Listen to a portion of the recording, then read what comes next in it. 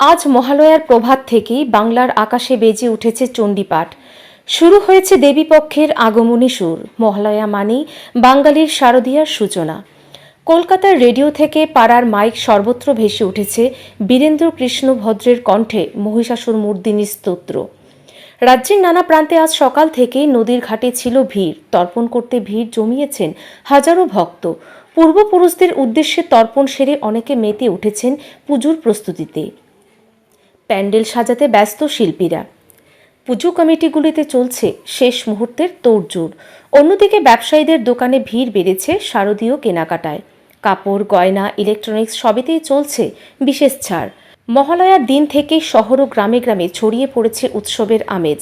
প্রতীক্ষা আর মাত্র কয়েকদিনের, তারপরেই শুরু হবে দেবীর আবাহন, মাতৃবন্দনার আসল মহোৎসব দুর্গাপূজা। ব্যুরো রিপোর্ট, ঋদ্ধি নেটওয়ার্ক।